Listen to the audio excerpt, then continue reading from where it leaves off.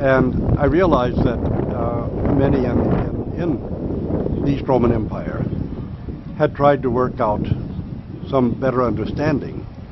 Of course, in the most major of those events, it was the Pope who vetoed it because it was still part of the Church. But sometimes, perhaps the harshness and the incapacity for long negotiation and discussion in these cases helped the growth of Islam. And another aspect is, what do we wish to gain from our conversations with each other? Our first call is to gain friendship, to gain spiritual friendship with each other. And it is not, our first call is not to convince other people of our understanding of the truth that we hold so dear. It is to enter into spiritual friendship and to enter into a long life of relationship and seeking each other's salvation.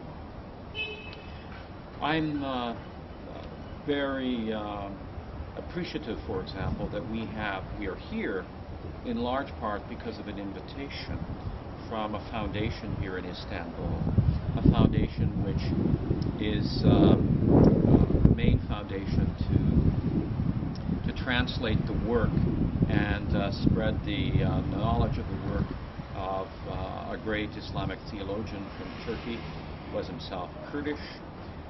His name is Said Nursi. You mentioned him at the beginning.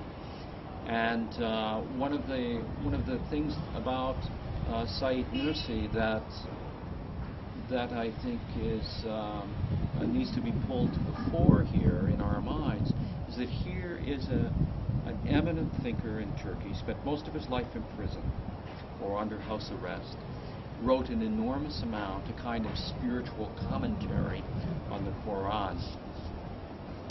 Here is a man who is deeply interested in the modern world, who is not responding to the modern world in fear.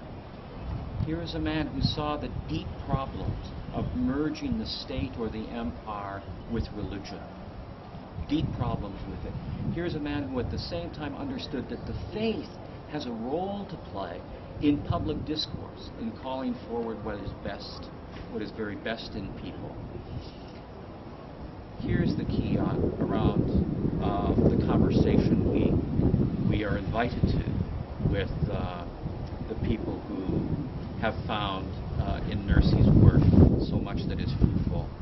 Nursi says that in this period in history, in this world we live in, with its unbelievable materialism, what he called its naturalism, that is, reducing everything to chemistry, if you will, and with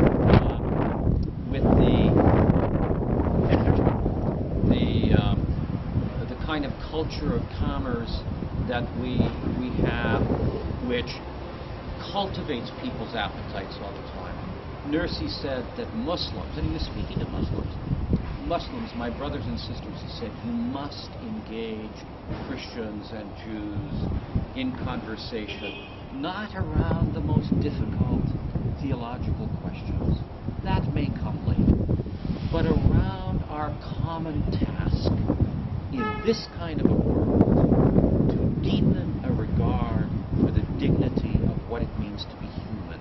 In this kind of a world, to deepen the regard of human beings in this kind of a world for the wonder and gift of God's grace. Well, that's an invitation that I think calls for responsibility. So I'm grateful that we've been invited and that we have a chance to deepen our friendship and to learn and to speak. Now it seems that, and certainly in two respects, that Said Nursi spoke to all of us, and one of those was in calling all people of faith to engage the 20th century in his time, but the 21st century without fear, with boldness, and with sufficient faith that we can engage it without fear. It's the wonderful thing that I've seen in his writings is that he did not have that fear, that he actually had gone through a process where that was left behind. I did a little bit of work on some of Nursi's writing and on his biography as well, and he went through a kind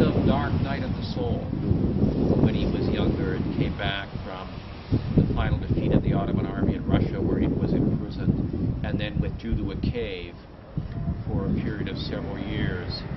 And in a sense, his whole understanding was transformed in that period. And he comes to what he calls the new Sayyid, comes to this new stage with this new understanding. And in that, there is no fear.